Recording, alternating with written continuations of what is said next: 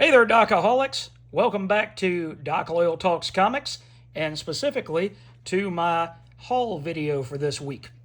It's unfortunately going to be a smaller video because a few of the books that I was expecting to come out did not come in this week. You know, this Diamond thing is becoming a little bit of a headache.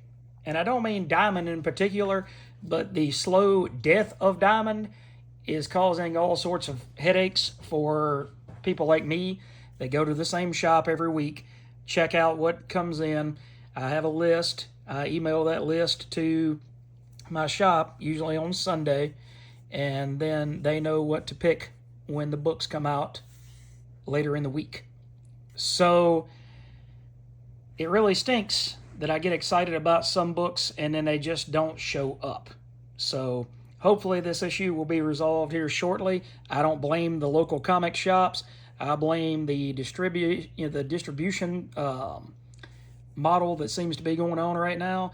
That's who I think some of the blame should be placed on. So anyway, let's start with our book of the week, since I said we're going to do that each and every week now. And it's Mark Spears' Monsters, issue number 6. And you start off with a story about Master Maldor and Hexagus Stonecrow and the little boy. And she's telling the little boy, we will meet again. I'm trapped in this, dungeon, pretty much, this metal cage, but I will see you again at some point. Then we have these characters here that are trying to figure out, oh no, there's a dead body smell. You've got the cops, and then you've got Slayer, who's fighting the werewolf. Then you've got Spaz and his friends, and Spaz decides he's going to spaz out and fall over. And he gets caught by the Sentry. No, I'm kidding. Not really sure who this is, but he's definitely not the Golden Guardian of Good. But he also doesn't have the answer to the question of who shot JR. Spaz is just going to have to wait. So it looks like he's a friend and he's saved him, but we don't really know anything about this Golden character. Is he something along the lines of one of the Puppet Master's puppets? Is he something like that? Is he his own man? We're going to have to read to find out. Meanwhile, we have the continuation of this fight between Slayer and the werewolf. The Golden Man all of a sudden says, your friends were right. There are no such thing as superheroes. So, unfortunately, you get Spaz being hurt, Slayer being there to comfort him in his final moments. It's kind of like a slow-moving arc. An extremely slow-moving arc. It's not bad. It's not bad at all. It's not that I don't like this book. But I do have to say that it's a little bit difficult to hang on with the pace. And I get that Mark wants to stretch this thing out, as long as it can possibly go. But at the same time, we need... I don't know, it's a little weird because there is strong characterization. You know who Slayer is. You've got a grasp on these cops. So you know who these characters are. And it feels like it's building up into something huge. But, and I've said this before, a lot of indie books take from Strangehaven. And they take a long time to build out who they are. And in the process, you're not really hurt. It's not that my arm hurts. I don't feel like I'm going to have a heart attack, anything like that. But it kind of hurts your pocketbook because it's a version of decompressed storytelling. And there's a time and a place for decompressed storytelling. But in a book like this, where you're looking at $6 for this Keen Spot book, I just need it to have one central plot and move forward. I don't need it to continue to grow organically or inorganically to the point where I can't figure out who's running what, or what the heroes are, who the villains are. You know, it would be like if Seinfeld had gone for the first 4 seasons, and in every episode of the show that is about nothing, introduced 10 new characters. Nobody in their right mind can keep up with that many characters without a spreadsheet that looks like the Charlie Day thing from It's Always Sunny. So you've got to move one of these main stories forward at one point and push it to the forefront. So I love this book, and I will continue to read this book. But Mark, if you're watching, I really wish that you would just settle on one plot and then have maybe 2 subplots and then move the book forward that way, rather than introducing constantly new characters to make this world larger and larger and larger. Okay, next up is finally issue 4 of The Lucky Devils. And to be honest, this is going to be the last issue that I do. Because even though we have Collar and Rake and Cam and Star,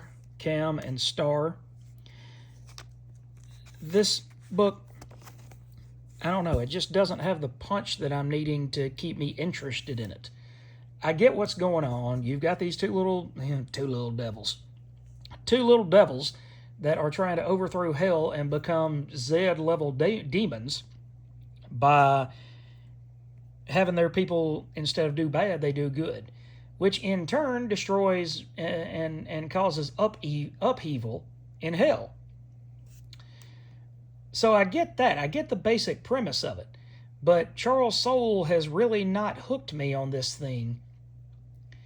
I don't know. You get some video games from back in the day, and you look at the cover art, and you say, man, that's going to be an awesome game. And then you get inside, and the graphics look like they're PS1, level graphics, or Nintendo 64 level graphics playing on a PS3. And you just lose all interest. And I'm not knocking Ryan Brown's artwork at all. God, I feel like I'm being negative in this particular week. But not all of them can be winners, folks. Not every single week can be winners. But I'm not knocking Ryan Brown's artwork at all. I'm really not. But I just don't buy into this whole setup. And for those of y'all that are old enough to remember, I kind of feel like I have been state of emergency'd. And for those that aren't old enough to remember that, State of Emergency was a PS2 game that came out, that Rockstar worked on after Grand Theft Auto 3 came out and just absolutely blew the world to pieces. And this game was just going into a mall and fighting, and then moving around the mall some more and fighting. There was no story progression. There was no story to be had. This coming from the people who really tell the best stories in the world as far as video games at that time. And instead, you got no story whatsoever. And it was $60. And people got really, really upset because they pissed away $60 on a game that did not, I'm not even going to say it didn't live up to expectations. It didn't live up to any of the expectations that you could, realistically assume was coming when you bought a Rockstar game. And I just feel like with the 8 Billion Genies set up, that was real. Okay, just like Grand Theft Auto 3 was real. But then you get to this, which is the State of Emergency. And they expected to kind of catch lightning in a bottle twice, and it just hasn't done it. And they're still trying to get their humans. Now their humans are together right here, and then he meets Star. But they don't, I don't know, the motivations of the demons, the motivations of, I do relate more to the motivations of the humans, because they're like, I don't want to do bad. I want to do good. And in the beginning, the demons would kind of twist it around and say, Yeah, but if you could find yourself in a state of power, wouldn't that do more good for more people than it would if not? So it's a basic premise and it's easy to follow, but it just doesn't interest me anymore. Plus the fact that I was looking through some videos earlier, and I want to say it's been April since we had our last issue of Lucky Devils. So you missed out for 2 months, and then it came back and it was still lackluster. So I think I'm going to tap out with issue 4 with Lucky Devils. All right, next up we have News from the Fallout, issue 2 by Chris Condon and Jeffrey Allen Love. Okay, I really enjoyed the artwork in the first issue because it was different and exciting. And here we have Mad Rob Collins, and his lady love is trying to get him to propose, and he said, "No, I'm not going to do that." Meanwhile, we go back to the diner that our unlucky sergeant entered in the beginning or at the end of the last issue, and we get to, we get introduced to the pipe smoking man. We get introduced to Mad Rob Collins. We get all of these characters, and they're interesting, but at the same time, this is what I'm talking about with having the story focused on one main character or one main plot. Mad Rob, as much as the sergeant, is the main character of this particular story. And he's in the diner, and he sees his old lady, as they call her. I didn't call her that. He sees her outside, and he's like, "I gotta go help her because, it's pretty much the night of the living dead outside. I've got to go help her." And they're like, "Rob, you can't do anything. She's, if you're going to go get her, you should have gone and got her already because those things are about to get her. And then she's not coming inside. We're not letting her inside." So even though this is told mainly in silhouette, and I can appreciate that, and the black and white, I can appreciate that as well, this is mainly the story about Mad Rob Collins and his failure to save the lady that he now realizes that he loves. And it pushes this story forward in such a great way. And I also understand why they push the story forward in that way in this particular issue, because it's a mini-series. It's not a full ongoing. So, awesome job, Chris Condon, Jeffrey Allen Love. You guys really did a great job this week from News from the Fallout. And then the only other new book that I picked up this week is Ultimate Spider-Man number 19, which I heard over the weekend is ending with issue 24. Now, there's a lot of different ways to take this, and like I said, I've been somewhat negative in my reviews already, but this is not necessarily a negativity thing about this book. It's about Marvel. Nick Lowe is probably laughing himself off of the toilet somewhere, because people like myself, who really, really love the idea of Peter and Mary Jane being married again, have built this thing up into the greatest thing since sliced bread. And now Jonathan Hickman comes and says, "Oh, it's all going to end with issue 24," which means, I believe either December or January. And meanwhile, it feels to me like Marvel has won again. They've said, "Yeah, we gave you what you wanted, and now we're going to take it away." And that really sucks, because this is the most interesting Spider-Man story I've read in quite some time. And I would read this, should Hickman decide to write it, till issue 50, issue 100. I would give this my time and my attention each and every month. I get that it might have eventually been pitched as a 2-year deal, and that when the maker came back, he was actually going to win and destroy everything. But to see this title not survive, to me is almost a slap in the face.